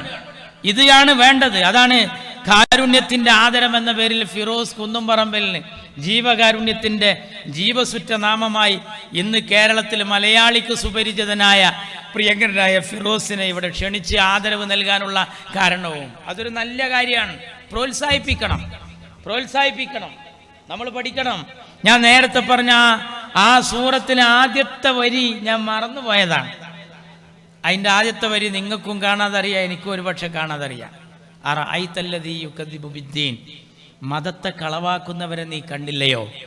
മതത്തെ മക്കാറാക്കുന്നവരെ, മതത്തെ വഞ്ചിക്കുന്നവരെ നീ കണ്ടില്ലയോ? അവർ യതീമിനെ ആട്ടി അകറ്റുന്നവനാണ്. യതീം വന്നാൽ പോകാൻ പറയാം. യതീമിനെ ഒരു ചെറിയ കാര്യമല്ല. ഒരിക്കൽ അഷ്റഫുൽ ഖൽക്ക് റസൂൽ കരീം സല്ലല്ലാഹു അലൈഹി വസല്ലം ഒരു സദസ്സിലിരിക്കുമ്പോഴാണ് ഒരാൾ ബേജാറ് പറഞ്ഞു, നബിയേ എൻ്റെ കുട്ടിയെ കാണാതായിട്ട് കുറച്ചായി, ഞാൻ വലിയ വിഷമത്തിലാണ്. ഇത് കേട്ടപാട് ആ കൂട്ടത്തിൽ നിന്നൊരു സ്വഹാബി പറഞ്ഞു, ആ നിങ്ങളെ കുട്ടി ഞാൻ വരുന്ന വഴിക്കുണ്ട് കുട്ടികളെ കൂട്ടത്തിൽ കളിക്കണം. ഇത് കേട്ട ആർക്കാ സന്തോഷം ഉണ്ടാവില്ലാതിരിക്കുക? കുട്ടികളെ കാണാതായിട്ട് നിങ്ങളെ കുട്ടി ഇന്ന സ്ഥലത്തുണ്ട് എന്ന് പറഞ്ഞാൽ അയാൾക്ക് എന്താ കൊടുക്കുക പകരം? അത്രത്തോളം സന്തോഷം ഉണ്ടാവില്ലേ? ഇത് കേട്ടപാട് കാണാതായ കുട്ടിയുടെ മാപ്പ ഓടുകയാണ്. ഓടുമ്പോൾ നബി സല്ലല്ലാഹു അലൈഹി വസല്ലം തങ്ങൾ പിടിച്ചു വെച്ചിട്ട് പറഞ്ഞു, അങ്ങനെ ഓടരുത്, ഇതിന് ചില ഷർത്തും ഫർളൊക്കെ ഉണ്ട്, ഒരു നിബന്ധന ഉണ്ട്. കുട്ടിയെ കാണാതായ ഒരു പായിണേന് നിബന്ധന, നബിയെ അങ്ങനെ ഒരു നിബന്ധന അതേ ഉണ്ട്, നിങ്ങൾ അങ്ങനെ ധൃതി കൂട്ടരുത്, നിങ്ങളോട് ചില ഉപദേശങ്ങൾ നൽകാനുണ്ട്. എന്താണ് ഇത്ര ധൃതി എന്നെൻ്റെ ചോദ്യം നബി ആദ്യം ചോദിച്ചു. എന്നാണ് എൻ്റെ ചോദ്യം. ആ ചോദ്യം കേട്ടപ്പോൾ അയാൾ പറഞ്ഞു, ധൃതി ഇല്ലാതിരിക്കുമോ നബിയെ? എൻ്റെ പ്രിയതമ, എൻ്റെ പ്രിയപ്പെട്ട ഭാര്യ ഭക്ഷണം കഴിച്ചിട്ട് ഉറങ്ങിയിട്ട് ദിവസത്രായി. എനിക്ക് എൻ്റെ പൊന്നുമോൻ ഞാൻ തലയിൽ വെച്ചാൽ പേനരിക്കും, നിലത്ത് വെച്ചാൽ ഉറുമ്പരിക്കും എന്ന മട്ടിൽ വളർത്തുന്ന കുട്ടിയാണ്. എൻ്റെ പൊന്നു കരളിൻ്റെ കഷ്ടത്തെ ഞാൻ കാണാതായിട്ട് എൻ്റെ കുട്ടി ഇന്ന സ്ഥലത്തുണ്ട് എന്ന് പറഞ്ഞാൽ ഏത് ബാപ്പയാണ് നബിയെ ഇവിടെ നിൽക്കുക? ഒരു പിതാവിന് ഓടാനല്ലാതെ മറ്റെന്തിനാ തോന്നുക? നബി പറഞ്ഞു, അതല്ല, നിങ്ങൾ അവിടെ ചെല്ലുമ്പോൾ ചില നിയമങ്ങളുണ്ട്. അതെന്താ? ആ കളിക്കുന്ന കുട്ടിയോളെ കൂട്ടത്തിൽ പോയി നിങ്ങൾ നിങ്ങളുടെ കുട്ടിയുടെ പേര് വിളിക്കരുതേ. കുട്ടിയുടെ പേര് വിളിക്കണേ. കുട്ടിയെ മോനെ എന്ന് വിളിക്കരുതേ. കുട്ടിയെ മോനെ എന്ന് വിളിച്ചിട്ട് ലാളിച്ച് വിളിക്കരുതേ. അതെന്താ നബി അങ്ങനെ പറയാനുള്ള കാരണം? ഒന്നുമല്ല, ബാപ്പയായ നിങ്ങൾ നിങ്ങളെ കുട്ടിയെ മോനെ എന്ന് വിളിക്കുമ്പോ ബാപ്പല്ലാത്ത മക്കളും ആ കൂട്ടത്തിൽ കളിച്ചുകൊണ്ടിരിക്കുന്നുണ്ട്. ആ കുട്ടികൾക്ക് അത് സങ്കടാവും. അതുകൊണ്ട് ബാപ്പല്ലാത്ത കുട്ടികളെ അടുത്ത് ചെന്നിട്ട് മോനെ എന്ന് വിളിക്കുമ്പോൾ മരിച്ചുപോയ കുട്ടികള്, ബാപ്പ മരിച്ചുപോയ ആ ആളെ കുട്ടികൾ വിചാരിക്കും ഞങ്ങളെ ബാപ്പ മരിച്ചിട്ട് തിരിച്ചു വന്നോന്ന് വരെ ചിന്തിച്ചു പോകും. ബാപ്പാനെ കിട്ടാനുള്ള പൂതിയുണ്ട്. അതുകൊണ്ട് നിങ്ങൾ അവിടെ പോയി വിളിക്കേണ്ടത് കുട്ടിയുടെ പേരാണ്. പേര് വിളിച്ചിട്ട് മുബശ്ശിറെ എന്ന് വിളിക്കുമ്പോൾ കുട്ടികൾ ഉറപ്പിക്കും, എന്ത്? ആ മുബശ്ശിറിന്റെ ബാപ്പ വന്നിക്കണ്. അങ്ങനെയുള്ള ഞങ്ങൾ സ്കൂളിൽ ചെന്നാൽ എൻ്റെ മോൻ്റെ പേര് മുഹമ്മദ് ആരിഫ് അലിയാണ്. ഞാൻ അവിടെ ചെന്നിട്ട് ആരിഫ് അലി ഉണ്ട് അവിടെ എന്ന് ചോദിച്ചാൽ കൂട്ടുകാർ പറയും ആരിഫ് അലിൻ്റെ ഒപ്പം വന്നിക്കണ്. സമീർ ഉണ്ടോ എന്ന് ചോദിച്ച് വേറെ ആൾ വന്നാൽ എൻ്റെ കുട്ടി പറയും, ആ ഇപ്പൊ വന്നത് സമീറിന്റെ ഒപ്പം എന്ന് പറയും. നേരെ മറിച്ച് മോനെ എന്നൊരു വിളി കേട്ട എല്ലാ മക്കളും തിരിഞ്ഞു നോക്കും. നബി സല്ലല്ലാഹു അലൈഹി വസല്ലം പറയാണ്, ആ യതീം മക്കളെ മുന്നിൽ പോയി നിങ്ങൾ നിങ്ങളെ കുട്ടിയെ ലാളിക്കരുത്, മോനെ എന്ന് വിളിക്കരുത്. തീർന്നില്ല. ആ കൂട്ടത്തിൽ പറഞ്ഞു കൊടുക്കണ ചോദ്യം ഉത്തരങ്ങൾ കേട്ടോ. ആ കൂട്ടത്തിൽ പറഞ്ഞു, നിങ്ങൾ വിധവകളുടെ മുന്നിൽ വെച്ച് ഭാര്യമാരോട് സല്ലപിക്കരുതേ. നോക്കണേ, വിധവകളുടെ മുന്നിൽ വെച്ച് ഭാര്യമാരോട് സല്ലപിക്കരുതേ. ഇത് മാത്രല്ല, യത്തീമിന്റെ മുമ്പിൽ വെച്ച് അവനാന്റെ കുട്ടികളെ ലാളിക്കരുതേ എന്ന് പറയുന്ന കൂട്ടത്തിൽ പറയാണ്. എന്ത്? വിധവകളുടെ മുന്നിൽ വെച്ച്. ഭർത്താവ് മരിച്ചുപോയ ഒരു പെമ്പറന്നോള് കൊലായിലിരിക്കുന്നുണ്ട്. അപ്പോഴാണ് ഞാൻ എൻ്റെ പെണ്ണുങ്ങളായിട്ട് ബൈക്കിൽ ഭയങ്കര സൂപ്പർ യാത്ര. ഓളാണെങ്കിൽ ഇങ്ങനെ പിടിച്ചിരിക്കുകയാണ്. കാരണം ഈ ബൈക്ക് വാങ്ങുമ്പോൾ ബെൽറ്റ് ചെയ്ത് പിടിപ്പിച്ചാൽ തോന്നും ഓളെ പോക്ക് കണ്ടാൽ. അമ്മ അതിന് ഇരുത്താണ് ഞാനും ഓളും ഇരിക്കുന്നത്. ഇത് കണ്ടാൽ ആ ഭർത്താവ് മരിച്ചുപോയ പെണ്ണിൻ്റെ കൽബിൽ എന്താ തോന്നുക? ഓ ഇതുപോലെ കഴിയാമായിരുന്നില്ലേ മരിച്ചിട്ടില്ലെങ്കിൽ എനിക്കും എന്ന് തോന്നുത്രേ. അതുകൊണ്ട് യത്തീം മക്കളെ മുമ്പിൽ വെച്ച് അവനാൻ്റെ മക്കളെ ലാളിക്കരുത്. വിധവകളുടെ മുമ്പിൽ വെച്ച് നിങ്ങൾ സ്വന്തം ഭാര്യമാരോട് സല്ലപിക്കരുത്. മുതലാളിമാർ നിർദ്ദേശം കേൾക്കണം. അടുത്ത ഉപദേശം, സമ്പത്തിന്റെ മഹത്വം സമ്പത്തില്ലാത്തവരെ മുമ്പിൽ വെച്ച് പറയരുത്. യാതൊരു ഗതിയില്ലാത്തവൻ്റെ അടുത്തിരുന്നിട്ട് പറയാണ്, ഞാൻ 3.5 കോടി രൂപ സ്ഥലം അവിടെ വിറ്റ് 7.5 കോടി രൂപ സ്ഥലം ഇപ്പം മിഞ്ഞാന്ന് അങ്ങോട്ട് കൊടുത്ത്, എന്നിട്ട് 10.5 കോടി അങ്ങോട്ട് കൊടുത്ത്. അപ്പം ഇപ്പം ഇങ്ങനെ ഇരുന്ന് ആലോചിക്കുകയാണ്, നമ്മൾ മൂപ്പര് കോടിയേറ്റ കളിക്കണേ, നമ്മളെ പെരടി കോടിയിട്ടൊരു സൈഡിലേക്ക് ഇരിക്കുക നമ്മൾ. അപ്പം ഇയാൾ നേരെ കോടി തിരിച്ചാണ്. അപ്പോൾ സമ്പത്തുള്ളവർ സമ്പത്തിന്റെ മഹത്വം ദരിദ്രരുടെ മുമ്പിൽ വെച്ച് സംസാരിക്കരുത്. ഭാര്യമാരുള്ളവർ വിധവകളുടെ മുമ്പിൽ വെച്ച് ഭാര്യമാരുമായി സല്ലപിക്കരുത്. യതീം മക്കളെ മുന്നിൽ വെച്ച് മക്കളുള്ളവർ സ്വന്തം മക്കളെ ലാളിക്കരുത്. നോക്കണേ നിങ്ങൾ. അതോടൊപ്പം തന്നെയാണ് നബി സല്ലല്ലാഹു അലൈഹി വസല്ലം തങ്ങളെ യതീമിനെ നന്നായി നോക്കും ചെയ്തിട്ടുണ്ട്. യത്തീമിനെ നല്ല നോക്കി. യത്തീമുകളെ മുമ്പിൽ വെച്ചിട്ട് സ്വന്തം മക്കളെ ലാളിക്കരുത് എന്ന് പറഞ്ഞ നബി ചെയ്ത പണിയേക്കണ. യത്തീമക്കളേറ്റ് കിന്നരിച്ച്, യത്തീമക്കളുമായി വണ്ടി ഓടിച്ച്, യത്തീമക്കളെ ചെവിക്ക് പിടിച്ച് സല്ലപിച്ച് കിന്നാരം പറഞ്ഞിട്ട് അവരെ പുറത്തിരുത്തിയിട്ട് അവരോട് സന്തോഷം പ്രകടിപ്പിച്ചിട്ട് യത്തീമക്കളേറ്റ് കളിക്കുന്നത് കണ്ടപ്പോ വാപ്പാരുള്ള കുട്ടികൾ പറഞ്ഞത്രേ, ഞങ്ങളപ്പാരൊക്കെ മരിക്കായിരുന്നെങ്കിൽ എത്ര നന്നായിരുന്നു. ഒന്ന് ആലോചിച്ചു. കണ്ടോ, യത്തീമിനെ അത്രത്തോളം സ്നേഹിക്കുക. എന്നാൽ സ്വന്തം മക്കളെ സ്നേഹിക്കുമ്പോൾ ലിമിറ്റ് യത്തീമിൻ്റെ മുമ്പിൽ വെച്ച് നമ്മൾ പഠിക്കേണ്ട കാര്യമാണ്. ജീവിതത്തിൽ മനുഷ്യർ പാലിക്കേണ്ട മര്യാദകളുണ്ട്. ആ മര്യാദ ചെലവഴിക്കുന്ന കാര്യത്തിലുണ്ട്. നിങ്ങൾ നിങ്ങളുടെ കൈ നിങ്ങളുടെ പെരടിയിൽ കെട്ടിവെക്കരുത്. ഒരാൾക്കൊരു ഉറുപ്പ്യ കൊടുക്കൂല. നല്ല സമ്പത്തുണ്ടാവും, നല്ല ഡെപ്പോസിറ്റ് ഉണ്ടാവും, ഒരുപാട് ആധാരം ഉണ്ടാവും. ഇയാൾക്ക് ഒരുപാട് കൈവശ സർട്ടിഫിക്കറ്റ് ഉണ്ട്, ഒരുപാട് റിസോർട്ട് ഉണ്ട്, ഒരുപാട് ടൂറിസ്റ്റ് വാഹനങ്ങളുണ്ട്. ഇയാൾക്ക് ഇല്ലാത്തതില്ല. പക്ഷെ ഒരു മനുഷ്യൻ ഒരു ഉറുപ്പ്യ കൊടുക്കൂല. ആ മനുഷ്യന്റെ സ്ഥിതിയെക്കുറിച്ചാണ് പറയുന്നത്. അങ്ങനെ കെട്ടിവെക്കരുത്. പിന്നെ നിങ്ങൾ പറ്റങ്ങ് അയച്ചിങ്ങനെ ആളുകൾക്ക് പാപ്പർ ഷൂട്ടാകുന്നത് വരെ അഴിച്ചു കൊടുക്കുകയും ചെയ്യരുത്. എങ്ങനെ? ഇൻ്റെ അടുത്ത് ഇപ്പോൾ 1000 റുപ്യ കിട്ടിയാൽ കൊടുക്കുക, നാളെ ഓട്ടോറിക്ഷ ഓടി 2000 റുപ്യ കൊടുക്കുക, മറ്റൊന്നൊരു 5000 കിട്ടി കൊടുക്കുക. കിട്ടിയതൊക്കെ ഇങ്ങനെ കൊടുത്ത് ഇങ്ങനെ പോയാൽ അതും പാടില്ല. ലിമിറ്റ് വെച്ച് കൊടുക്കണം എന്നാ. ഉമ്മത്തം വസത്ത, ഒരു മിഡിലാണ് നമ്മൾ ചെലവാക്കുമ്പോൾ അതിനനുസരിച്ച് നാളേക്ക് വേണം എന്നുള്ളൊരു കരുതി വെപ്പ്. മക്കളെ പട്ടിണിക്കിട്ട് എല്ലാം ചെയ്ത് നാളെ അങ്ങനെ ചെയ്യുന്നവനും ആർക്കും കൊടുക്കാതെ എല്ലാം കെട്ടിപ്പൂട്ടി പെട്ടിയിൽ വെക്കുന്നവനും രണ്ടാൾക്കും ഒരേ ശിക്ഷ. ഖുർആൻ പറയുന്നു, മലൂമൻ മഹ്സൂറ, അവർ നാളെ നിന്ദ്യരും ദുഃഖിതരുമായിരിക്കും. പറയുന്നതിലേക്ക് ശരിക്കും ശ്രദ്ധ വേണം. നല്ല സമ്പത്തുണ്ട് ഒരാൾക്കും കൊടുക്കാത്തവന്, എന്നാലോ കിട്ടിയത് മുഴുവൻ ഇങ്ങനെ കൊടുത്തുകൊണ്ടേയിരിക്കണവൻ, ഒന്നും കരുതി വെക്കുന്നില്ല. ഇതിൻ്റെ രണ്ടിൻ്റെ ഇടയിലാണ് നമ്മൾ വേണ്ടത്. കിട്ടിയെന്ന് ചെലവഴിച്ച് കൊടുത്ത് നാളെ ഉണ്ടാവും എന്നുള്ള ചിന്ത, അതുണ്ട് എന്നുണ്ടെങ്കിൽ കൊടുത്ത് അത് മിച്ചം വെച്ച് അതിൻ്റെവും കൊടുത്ത് മക്കൾ നാളെ നമ്മെക്കുറിച്ച് നല്ലത് പറയണം, നാട്ടുകാരും നല്ലത് പറയണം എന്ന ചിന്തയിൽ ഒരു മിഡിലായി ഒരു ലിമിറ്റ് ചെയ്തു പോകണം.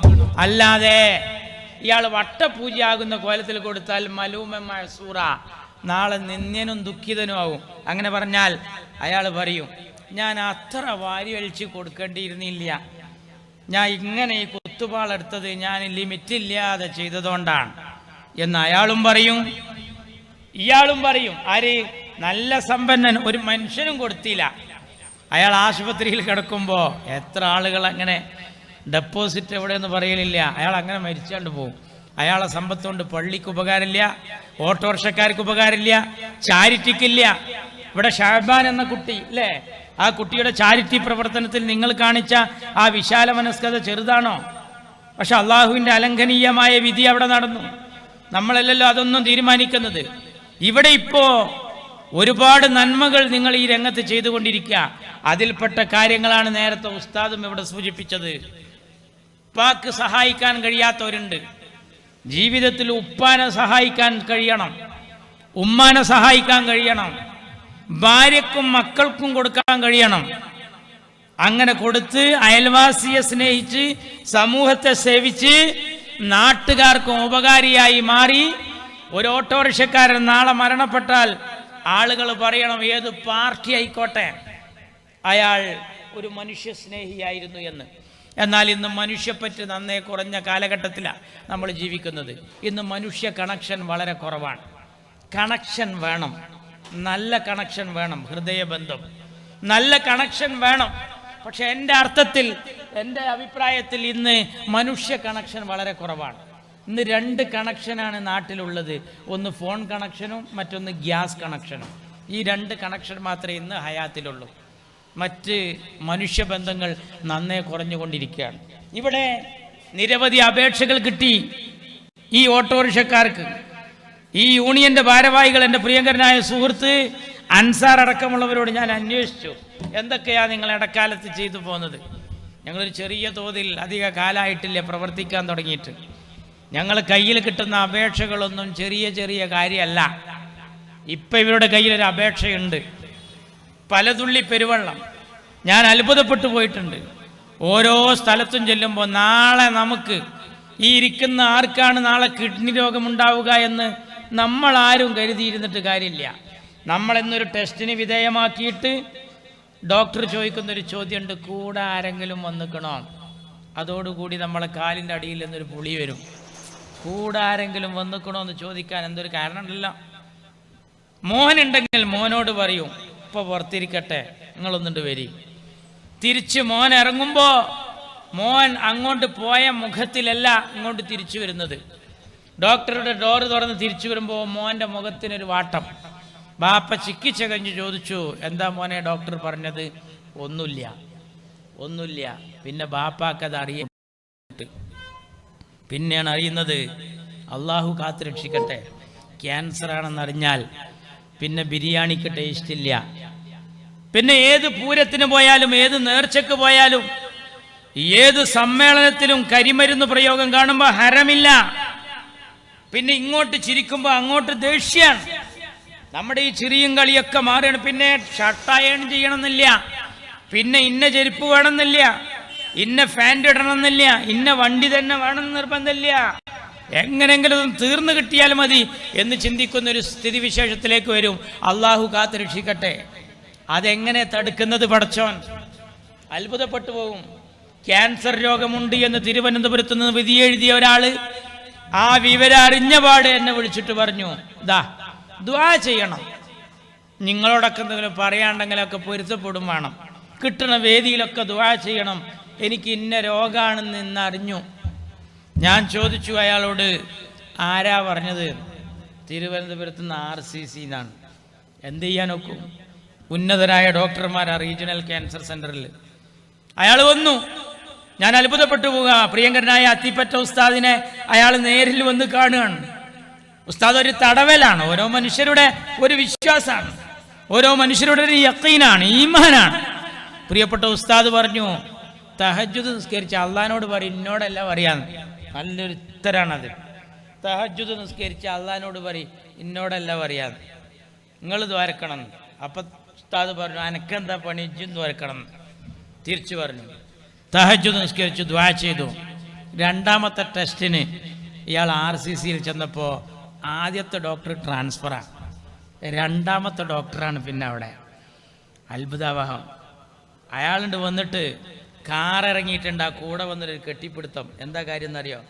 നിങ്ങളോട് ആരാ പറഞ്ഞ് നിങ്ങൾക്ക് ക്യാൻസർ ഉണ്ട് എന്ന്? ക്യാൻസർ ഉണ്ടായിരുന്നു ഒരു പക്ഷേ. അത് മാറ്റാൻ ഖാലിക്കായ റബ്ബിനൊരു തഹജ്ജുദ് മതി. ഞാനും തഹജ്ജുദ് നിസ്കരിച്ച് തേടുന്നവന്റെ ഈ ഇടയിലൊരു മറയില്ല എന്നാണ്. സുജൂദിൽ കിടന്ന് അള്ളഹാനോട് പറഞ്ഞ ഏതും മാച്ച് കളയാൻ അത് മതി. സിനിമ നടനായ ഇന്നസെന്റ് നടക്കുന്നുണ്ട്. എന്താണത്? അയാൾ വലിയ ഈമാൻദാരി അല്ലെങ്കിലും ഒരു യഖീൻ അയാൾക്കുണ്ട്. എന്താ? ഇതൊരു സാരല്ല. അതെ, രോഗത്തെക്കാൾ മാരകം രോഗഭയാണ്.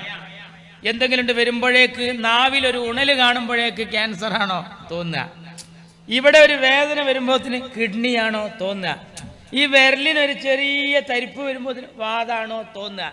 ചെറിയ ചിന്ത ഒന്നുമില്ല, വലിയ വലിയ ഹൈ ലെവൽ ചിന്തയാണ്. പക്ഷെ രോഗത്തിന് APL BPL ഇല്ല. അള്ള തന്നാ വാങ്ങുക. അള്ളാഹു കാത്തു രക്ഷിക്കട്ടെ. അത് തടുക്കൽ എങ്ങനെയെന്നറിയോ? ഒന്ന് ഈ തഹജ്ജുദാണ്, ഒന്ന് നമ്മുടെ ഖുർആനോത്ത. അത് മാത്രല്ല, അസ്വദഖത്തു റദ്ദുൽ ബലായ. അസ്വദഖത്തു റദ്ദുൽ ബലായ. ഗൾഫിൽ എൻ്റെ ഒരു സുഹൃത്തിൻ്റെ കാറ് 6 തവണ മറിഞ്ഞു, ഒരു പോറൽ വെൽക്കാതെ രക്ഷപ്പെട്ടു. ജീവകാരുണ്യ പ്രവർത്തന രംഗത്ത് രക്ഷപ്പെട്ടവനാണ് അയാൾ. ഓട്ടോറിക്ഷ തൊഴിലാളികളെ, വീട്ടിൽ നിന്ന് തിരിച്ചു വരുമ്പോൾ ആ വണ്ടിയിൽ തന്നെയാണോ വേറെ വണ്ടിയിലാണോ നമ്മൾ വീട്ടിലേക്ക് തിരിച്ചു വരിക എന്ന് ഒരിക്കലും കരുതൂല. നമ്മുടെ ഓട്ടോറിക്ഷയുടെ മുകളിൽ നമ്മൾ എഴുതിയിട്ടുണ്ട്, ഹാദാ മിൻ ഫദ്ലി റബ്ബി, ഇതെന്റെ നാഥന്റെ ശ്രേഷ്ഠതയാണ്. എല്ലാവരും പറയും ഇതെന്റെ നാഥന്റെ ശ്രേഷ്ഠതയാണ്. പക്ഷെ ഓത്ത് അവിടെ നിർത്തരുത്, അതിന്റെ ബാക്കിയും ഓതണം. എല്ലാവരും എഴുതും ഹാദാ മിൻ ഫദ്ലി റബ്ബി, ഇതെന്റെ നാഥന്റെ ശ്രേഷ്ഠതയാണ്. പോരാ, അതിന്റെ ബാക്കിയുമുണ്ട്. ലിയബ്ലുവനി, എന്നെ പരീക്ഷിക്കാൻ വേണ്ടി. ഈ ഓട്ടോറിക്ഷ എനിക്ക് തന്നത് എന്നെ പരീക്ഷിക്കാൻ വേണ്ടി. അഷ്കുറു അം അക്ഫുറു, ഈ നന്ദിയുള്ള ആളാണോ നന്ദി കെട്ട ആളാണോ എന്ന് നോക്കാൻ. എന്ന് പറഞ്ഞാൽ പിന്നെ ആ ഓട്ടോറിക്ഷ കിട്ടിയാൽ ഹറാമായ ഏർപ്പാടിന് പോകുന്ന ഒരുത്തി തൻ്റെ വണ്ടിയിൽ കയറാൻ വരുന്നു എന്ന് പറയുമ്പോൾ ഓട്ടം കിട്ടണമെന്ന് നമുക്ക് ആഗ്രഹം ഉണ്ടാവും. പക്ഷെ നല്ല വിശ്വാസിയാണെങ്കിൽ പറയും വേറെ വണ്ടി വിളിച്ചോളി, കാരണം ഓനൊരു വിശുദ്ധി കാത്തു സൂക്ഷിക്കണമെന്ന് ആഗ്രഹിക്കുന്നവനാ. കുറച്ച് ആളുകൾ മദ്യപാനികളായി അല്ലെങ്കിൽ സാധനം കൊണ്ടുപോകാൻ അടുത്ത സ്ഥലത്ത് എത്തിക്കണം. എൻ്റെ അടുത്ത് നല്ലൊരു ഈമാൻദാരിയായ ഒരു ഹൈന്ദവ സഹോദരനുണ്ട്, ഭയങ്കര വിശ്വാസിയാണ്. അയാൾ ഈ കാര്യത്തിൽ ഭയങ്കര നിഷ്കർഷത. അയാൾ എന്താ പറയാന്നറിയാം, ആ പൈസക്ക് വേണ്ട, ആ പൈസ എനിക്ക് വേണ്ട. എന്തുകൊണ്ടാണത്? ഒരു മനുഷ്യൻ തൻ്റെ ഓട്ടോറിക്ഷയിൽ ഇതെൻ്റെ നാഥൻ്റെ ശ്രേഷ്ഠതയാണ് എന്ന് എഴുതി വെച്ചിട്ട് തെറ്റായ വഴിയിലേക്ക് പോകാതെ കാത്തു സൂക്ഷിച്ചാൽ അതെന്നെ മതി ഓന് ബർക്കത്തിന്. എന്തിന് ഗൾഫിൽ പോകണം? എത്ര ഓട്ടോറിക്ഷ ഡ്രൈവർമാരുണ്ട്, പോയിട്ട് അതിനേക്കാൾ ഹീറോ ആകാൻ പോയതാ, പക്ഷെ സീറോ ആയി അയാൾ തിരിച്ചു വന്നിട്ട് പിന്നീട് അയാൾ അങ്ങാടിയിൽ ഓട്ടോറിക്ഷ. എന്നാലോ ഓൻ്റെ വീട്ടിൽ ഓൻ്റെ മോളെ കല്യാണത്തിന് ഒരു മനുഷ്യ ഒരു ഉറുപ്പ്യ കൊടുക്കൂല. കാരണം ഓൻ സ്പ്രേയുടെ മണവുമായി തിരിച്ചു വന്നുള്ള കാരണം കൊണ്ട് അവനെ പിന്നെ ആ ഗണത്തിലാണ് കൂട്ടുക. എന്നാ പോകാതിരുന്ന ഓട്ടോറിക്ഷക്കാരനോ അവൻ്റെ 4 പെൺകുട്ടികളെ കെട്ടിച്ചിട്ടും ഒരു കുഴപ്പമില്ലാതെ അവനും ജീവിച്ചു പോയി. ഇവിടെ എന്താ സംഭവിച്ചത്? ബർക്കത്ത്. എന്താ ഈ ബർക്കത്ത്? അട്ടിക്ക് കാശല്ല ബർക്കത്ത്. ഇത്ര പൈസയിട്ട് കുറേ കാലം ജീവിക്കൽ. മദ്രസയിൽ ഞാൻ ജോലി ചെയ്തിട്ടുണ്ട്. മദ്രസയിൽ നിന്ന് കിട്ടുന്ന 200 റുപ്യ ശമ്പളം 30-ാം തീയതി കഴിഞ്ഞ് പറ്റ് തീർത്താലും 30 റുപ്യ ബാക്കി. അതാണ് ബർക്കത്ത്. ഗവൺമെൻറ് ജോലി, ഞാൻ ഹാൻഡ്ലൂം കോർപ്പറേഷനിൽ ജോലി ചെയ്തിട്ടുണ്ട്. 30,000 റുപ്യ ശമ്പളം, പക്ഷേ 15-ാം തീയതി ആകുമ്പോഴത്തിന് കഴിയാണ്. അതിൻ്റെ മലയാളമാണ് ബർക്കത്തില്ല. മനസ്സിലായിട്ടുണ്ടോ? ബർക്കത്ത് എന്ന് പറഞ്ഞാൽ അതാണ്. എന്നെ പരീക്ഷിക്കാൻ വേണ്ടി പടച്ചോൻ ഇത് തരും. ഇത് തരുമ്പോൾ നമ്മുടെ ജീവിതത്തിൽ നമ്മളത് കാണിക്കണം. അപ്പൊ എന്താ നമ്മളെ തടുക്കുന്നത്? നിന്റെ ഓട്ടോറിക്ഷ അശോക് ലൈലന്റെ ലോറിക്ക് ഇടിച്ചിട്ടും നിനക്കൊന്നും സംഭവിക്കുന്നില്ല. എന്താ കാര്യം? ചാരിറ്റിയാണ്. അൻസാറിന്റെ നേതൃത്വത്തിൽ എൻ്റെ പ്രിയങ്കരായിട്ടുള്ള ഈ സംരംഭത്തിലെ അഭ്യുദയകാംക്ഷികളും അണിയറ ശില്പികളുമായ ഈ സൊസൈറ്റിയുടെ ആളുകൾ ഇത്തരത്തിലുള്ള പ്രവർത്തനം നടത്തിക്കഴിഞ്ഞാൽ അത് മതി ഓൻ്റെ കുടുംബം രക്ഷപ്പെടാൻ.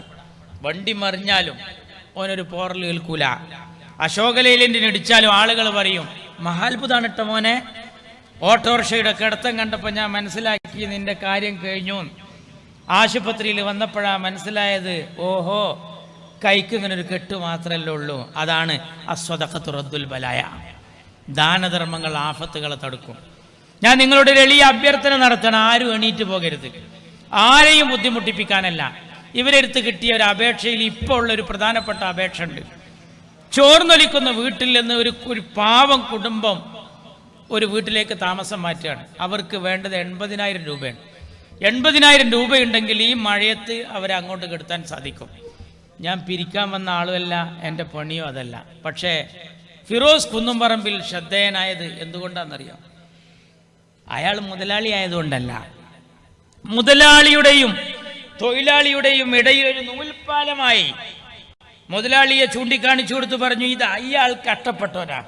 എന്തെങ്കിലും അയാൾ നല്ല മനസ്സിൻ്റെ ഉടമ ഫിറോസ് എന്ന പാലത്തിലൂടെ കൊടുക്കുകയാണ് കുന്നംപറമ്പിൽ. അങ്ങനെ ശ്രദ്ധേയനായി, അല്ലാതെ മുതലാളിയുടെ മോനായിട്ടല്ല. ഉള്ളവരിൽ നിന്ന് ഇല്ലാത്തവന് വാങ്ങിക്കൊടുക്കുന്ന നൂൽപ്പാലം.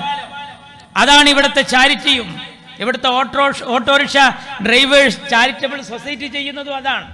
ഞാൻ എൻ്റെ പ്രസംഗം, എൻ്റെ ട്രെയിൻ ബുക്ക് ചെയ്ത സമയമുണ്ട്. എൻ്റെ ഫിറോസിനെ കാത്തിരിക്കുക എന്ന സന്തോഷം കൊണ്ടാണ് ഞാനും ഇരിക്കുന്നത്. പക്ഷേ ഒരു കാര്യം ഞാൻ നിങ്ങളോട് പറയാണ്, എൻ്റെ ട്രെയിനിൽ പോയാൽ ഞാൻ അവിടെ കിടന്നുറങ്ങിക്കൊണ്ട് ഫിറോസ് വരുന്നത് വരെ പ്രസംഗിക്കണം എന്നാണ് എൻ്റെ ആഗ്രഹം. പക്ഷേ എൻ്റെ പ്രസംഗം തീരുന്നതിൻ്റെ മുമ്പ് 80,000 രൂപ 1000 ഓരോരുത്തരും തന്നാൽ അതാരും കൊണ്ട് വരും വേണ്ട, ഒരു പിരിവുമില്ല. ഇരിക്കണവരായിരുന്നാൽ മതി. നല്ല മനസ്സറിഞ്ഞിട്ട് 2 വളണ്ടിയർമാർ മെല്ലെ പിറകിൽ നിന്നൊന്ന് നടന്നു വരുമ്പോൾ ഒരു കടലാസും പെന്നും. പിരിവോ വയലോ കാര്യമൊന്നുമല്ല നടത്തുന്നത്. ഈ സമ്മേളനത്തിൽ ഫിറോസിനെ കൊണ്ട് നമ്മൾ ഉദ്ദേശിച്ചത് ട്രെയിൻ കയറി അദ്ദേഹം കൊണ്ട് വരണം, ഇവിടെ എത്തി അദ്ദേഹത്തിന് സമയം കിട്ടണം, പെർമിഷൻ തീരുന്നതിന് മുമ്പേ ഇത്തരം കാര്യങ്ങൾ നടക്കണം. ഇതുപോലെ നിരവധി വീടുകൾ ഇതുപോലെയുള്ള സദസ്സിൽ നിന്ന് കിട്ടി. ഒരൊറ്റ കുട്ടി പോകരുത്. കാരണം ചിലപ്പോൾ ആ പോയവനാവും നാളെ പിരിക്കേണ്ടി വരിക. അള്ളാഹു കാത്തു രക്ഷിക്കട്ടെ. ഒരാളും പ്രയാസപ്പെടണ്ട. ഞാൻ പറഞ്ഞത് 80 ആളുടെ 1000 രൂപ. അത് 1 രൂപ തരാനില്ലാത്തവർ ഒന്നും തരരുത്. ആ നിന്നോടത്ത് നിന്നിട്ട് പോകരുത്. നിന്നോടത്ത് നിന്നിട്ട് മനസ്സിൽ ദ്വാരക്കുക. എന്തറിയാം, പടച്ചോൻ ആ ചങ്ങാതി പറഞ്ഞ 80 ആ വളണ്ടിയർമാർ തിരിച്ചു വരുമ്പോഴേക്ക് തികഞ്ഞാൽ മതിയായിരുന്നു. എന്നെ അയാൾ സമീപിക്കേണ്ടി വരുന്നൊരു അവസ്ഥ വരരുത് എന്ന് മനസ്സറിഞ്ഞിരിക്കുക. 2 വളണ്ടിയർമാർ പിറകിൽ നിന്ന് പോയി ഇങ്ങനെ വരുമ്പോഴേക്ക് ഈ പ്രസംഗത്തിൽ നന്ദി പറയുമ്പോൾ ആ കൊടുക്കാൻ ഉദ്ദേശിച്ച ആ സഹോദരിക്ക് നമ്മളത് കൊടുക്കാൻ കഴിഞ്ഞാൽ അത് വലിയൊരു ഹൈറായിരിക്കും. എനിക്കും അതൊരു സംഭവമായിരിക്കും. ഒരു വീടിൻ്റെ താക്കോൽദാന ചടങ്ങിന് പോയിട്ട് 3 വീടിന് പിരിക്കാൻ സാധിച്ച ചാരിതാർത്ഥ്യം. സദസ്സ് ഇളകി, സന്തോഷപ്പെട്ടു. ഞാൻ നിങ്ങളോട് പറയാ, ഞാൻ തങ്ങൾ പാപ്പൊന്നല്ല, ഞാൻ മൊയ്ലിയരുമല്ല, പക്ഷെ ഞാനൊരു മൊയ്ലിയര മോന, ചെറിയൊരു വിദ്യാർത്ഥി. പക്ഷെ എനിക്ക് നിങ്ങളോട് പറയാനുള്ളത്, കിട്ടുന്ന വേദിയിലൊക്കെ ഞാൻ ഈ പ്രദേശത്തെ പുതിയങ്ങാടിക്കാർക്ക് വേണ്ടി ഞാൻ ഈ കൗതുകം പറയുകയും ചെയ്യും, പ്രാർത്ഥിക്കുകയും ചെയ്യും. ഒരിക്കലും വിഷമം തോന്നരുത്. ഒരാളെ കുടുംബത്തിൽ ഇന്നത് തന്നു എന്നതുകൊണ്ട് വല്ല പ്രയാസം ഉണ്ടാകുകയാണെങ്കിൽ ആ പൈസ വേണ്ട. വളണ്ടിയർമാർ കൈവക്കണം എന്ന് പറഞ്ഞ് പൊക്കിക്കുന്നൊന്നുമില്ല. അവരിങ്ങനെ വരുമ്പോൾ നിങ്ങളിങ്ങനെ പറഞ്ഞാൽ നിങ്ങളടുത്തേക്ക് വരും. ഓരോരുത്തരെയും വളണ്ടിയർമാർ കാണും വേണ്ട. കാരണം അതൊരു മോശത്തരാ. എൻ്റെ അടുത്ത് വന്ന് ഞാൻ 1000 തന്നില്ലെങ്കിൽ അതെന്തേ അങ്ങനെയൊന്നും തോന്നിയിട്ടൊരു വഷളത്തരം വരരുത്. നിങ്ങൾ പറയുക എന്നെ ഒന്ന് എഴുതിക്കോ എന്ന് പറഞ്ഞിട്ട് അതിങ്ങോട്ട് വരുമ്പോഴേക്ക് ഒരു 80 ആളുകൾ മാത്രം, പലതുള്ളി പെരുവെള്ളം. ഇങ്ങനെയാണ് നമ്മുടെ നാട്ടിൽ മജ്ജ മാറ്റിവെക്കാൻ ക്യാൻസർ രോഗി, കിഡ്നി രോഗി. എൻ്റെ വീട്ടിൽ കഴിഞ്ഞ ദിവസം വന്ന കിഡ്നി രോഗിയായ പെൺകുട്ടി ഡിഗ്രിക്ക് പഠിക്കുകയാണ്. 32 ലക്ഷം വേണം കിഡ്നി മാറ്റിവെക്കാൻ. അള്ളാഹുവിൻ്റെ അനുഗ്രഹത്താൽ ഇതുപോലൊരു വോയിസ് ഇട്ടു. ഇന്നലെ വരെ കിട്ടിയ സംഖ്യ കുവൈറ്റ് കമ്മിറ്റി കൂടി തന്നത് ഒന്ന് ഉണ്ടെങ്കിൽ, ഞാൻ ഉദ്ദേശിക്കുന്നത് ഉണ്ടെങ്കിൽ ഒരു 9 ലക്ഷത്തോളം രൂപയുടെ അടുത്തേക്ക് ആയിട്ടുണ്ട്. ഒറ്റ ദിവസം കൊണ്ട് 2 ദിവസം കൊണ്ട് ഇങ്ങനെ വരുന്നത്. ഫിറോസ് കുന്നുംപറമ്പിൽ ഒറ്റ ദിവസം കൊണ്ടാണ് അദ്ദേഹം ആളുകളോട് സഹായത്തിന് പറയുന്നത്. ആ സഹായത്തിന് പറയുന്ന അപ്പം തന്നെ അയാൾ പറയാണ്, സ്റ്റോപ്പ്, നിർത്തിക്കോളൂ, തികഞ്ഞിരിക്കുന്നു. ഇത് നാളെ നമ്മുടെ കുട്ടിക്കായിരിക്കാം. അള്ളാഹു കാത്തുരക്ഷിക്കട്ടെ. ഇങ്ങനെ അങ്ങാടിയിൽ വെച്ച് തൻ്റെ കുട്ടിയെപ്പറ്റി പറയാനുള്ളൊരു ദുര്യോഗം പടച്ച റബ്ബ് നമുക്ക് തരാതിരിക്കട്ടെ. ഇനിയിപ്പോൾ ആ 80ൻ്റെ ഓരോ ആയിരങ്ങളാണ് ഞാൻ പറഞ്ഞത്. അത് 160, 500 കുഴപ്പമൊന്നുമില്ല. പക്ഷെ അതിനെന്താ വേണ്ടതെന്നറിയാം? 40 ആൾ കൂടി 2000 ആയാലും പ്രയാസമില്ല. ഇവിടെ അവർ വരുമ്പോൾ അതിനനുസരിച്ച് നിങ്ങളെ സൗകര്യം ഒരാളും വിഷമിപ്പിക്കരുത്. എനിക്കറിയാം സാമ്പത്തികമായി ബുദ്ധിമുട്ട് എല്ലാ കുടുംബത്തിലുണ്ട്, പ്രയാസങ്ങൾ എല്ലാവർക്കും ഉണ്ട്. നമ്മുടെ നാടിൻ്റെ സാഹചര്യം അങ്ങനെയാണ്. ആളുകളുടെ കയ്യിലൊക്കെ നന്നേ പ്രയാസമുണ്ട്. പക്ഷേ പലതുള്ളി പെരുവെള്ളം നമ്മുടെ വളണ്ടിയർമാർ ഇങ്ങനെ പോയി അതുപോലെ തിരിച്ചു വന്ന് ഈ ശബ്ദം കേൾക്കുന്ന നല്ല ആളുകൾ. നാളെ നിങ്ങളെ കുട്ടിക്കാണ് ഈ പ്രയാസമെങ്കിൽ, ഈ ചാരിറ്റബിൾ സൊസൈറ്റിക്കാർക്ക് അങ്ങനെ തോന്നിയാൽ, എൻ്റെ ജീവിതത്തിലെ മാടായി മാട്ടൂൽ പ്രദേശത്ത് വരുമ്പോൾ, പുതിയങ്ങാടി പഴയങ്ങാടിയിലൊക്കെ വരുമ്പോൾ ഇവിടെയുള്ള വിശാലവരും അതേപോലെ തന്നെ മനുഷ്യപ്പറ്റുള്ള ആളുകളെയും കാണുമ്പോൾ എനിക്ക് വലിയ സന്തോഷം തോന്നിയിട്ടുണ്ട്. ഒരു പക്ഷേ ഇതായിരിക്കാം നിങ്ങൾക്ക് കൂടുതലാക്കുക. ലൈൻ ശകർത്തും ലഅസീദന്നക്കും, നിങ്ങൾ നന്ദി ചെയ്താൽ നിങ്ങൾക്ക് കൂടുതലാക്കും. അള്ളാഹു ഈ തരാൻ ആഗ്രഹിക്കുന്നവരുടെ വീട്ടിൽ എന്തെങ്കിലും ബുദ്ധിമുട്ടുകൾ തീരുമാനിച്ചിട്ടുണ്ടെങ്കിൽ ഇത് കാരണമായി അള്ളാഹു തട്ടിത്തൂത്ത് കളയുമാറാകട്ടെ. അവരുടെ കുടുംബത്തിൽ ക്യാൻസർ, കിഡ്നി, അറ്റാക്ക്, ട്യൂമർ തുടങ്ങി മാരകമായ രോഗങ്ങളെ തൊട്ട് കാത്തുരക്ഷിക്കുമാറാകട്ടെ. അവരുടെ മക്കളെയും നമ്മുടെ മക്കളെയും ഒക്കെ, മാതാപിതാക്കളെയും ഒക്കെ, വയസ്സായവരൊക്കെ ഉണ്ട്, റോഡ് മുറിഞ്ഞു കിടക്കുന്നവർ, ഒരു അസുഖവുമില്ലാത്ത ആളുകൾ, അവരൊക്കെ ആക്സിഡൻറ്റിൽപ്പെട്ട് മരണപ്പെടുന്ന ദുരവസ്ഥയിൽ നിന്ന് പടച്ച റബ്ബ് ഇത് കാരണമായി, ആ സഹോദരിയെ സംരക്ഷിക്കുന്ന കാരണമായി അള്ളാഹു അവരിൽ നിന്ന് ദൂരീകരിക്കുമാറാകട്ടെ. ഞാൻ ഈ കാര്യത്തിലേക്ക് കൂടുതൽ പറയുന്നില്ല. വളരെ പെട്ടെന്ന് അതിൻ്റെ ഒരു റിസൾട്ട് ഇവിടെ എത്തിച്ചു തന്നാൽ എനിക്ക് സന്തോഷമായിരുന്നു. നിങ്ങളെ നാട്ടിലെ ഒരു കാര്യത്തിന് വേണ്ടി മറ്റൊരു നാട്ടിലേക്ക് പോകാനുള്ള ഒരു ദുരവസ്ഥ തരാതെ ഒരു സഹോദരൻ 500 രൂപ പറഞ്ഞിട്ടുണ്ട്. അള്ളാഹു വളരെ സന്തോഷത്തോടുകൂടി ആ പറഞ്ഞ ആളെ നിങ്ങളൊന്ന് പേരോട് കൊടുക്കും. രണ്ടാളെടുത്തും ഒരു വ്യക്തി അത് പിന്നെ സ്വകാര്യമായി നിങ്ങൾ സൂക്ഷിച്ച് അവരോട് പറഞ്ഞാൽ മതി. അദ്ദേഹം പേര് പോലും പറയരുത് എന്ന് ആഗ്രഹിച്ചാണ്. അതിന് വലിയ പുണ്യമുണ്ട്. അപ്പോൾ ഇത് നമുക്കാണ് ഇങ്ങനത്തെ ഒരു ദുരവസ്ഥ എങ്കിൽ നാട്ടിലെ ആളുകൾ കൂടേണ്ടി വരും. അപ്പോൾ ഷാബാൻ എന്ന് പറയുന്ന കുട്ടിക്ക് നമ്മൾ സ്വരൂപിച്ചത് ചെറിയതാണോ? ഈ മജ്ജ മാറ്റി വെക്കൽ എന്ന ഈ ചികിത്സാ കാര്യത്തിന് വേണ്ടി ഈ വിനീതന് ഒരുപാട് ഇറങ്ങിയിട്ടുണ്ട്. പക്ഷേ ദൗർഭാഗ്യകരം എന്ന് പറയട്ടെ, ഖലാ എവിടെയും അങ്ങനെ ഒരു കുട്ടിക്ക് ആ ചികിത്സ കിട്ടേണ്ടുന്നൊരവസ്ഥ വരാത്ത ആ കുട്ടികളൊക്കെ പോയി പോകുന്നൊരിത്, അത്രക്കും മാരകമായ രോഗം. പടച്ചോനെ, നമ്മളൊക്കെ ഇരുത്തണ്ടല്ലോ. ഇന്നൊരു ബ്ലഡ് ചെക്ക് ചെയ്താൽ നമ്മുടെ ചിരി പോകുന്നൊരു റിസൾട്ട് പടച്ച റബ്ബ് ഇത് കാരണമായി നമുക്ക് തരാതിരിക്കട്ടെ. ഞാനും ഖൽബറിഞ്ഞ് മനസ്സറിഞ്ഞ് ദുആ ചെയ്യാണ്. നിങ്ങളും പ്രാർത്ഥിക്കണം. പ്രയാസപ്പെടരുത്. വിളിച്ചു വരുത്തിയിട്ട് ഈ സൊസൈറ്റിയുടെ ആളുകൾ നിങ്ങളെ വേറൊരു കോലത്തിൽ വസൂലാക്കി എന്നൊന്നും തോന്നരുത്. കൊടുക്കുന്നത് മനസ്സറിഞ്ഞ് കൊടുക്കണം.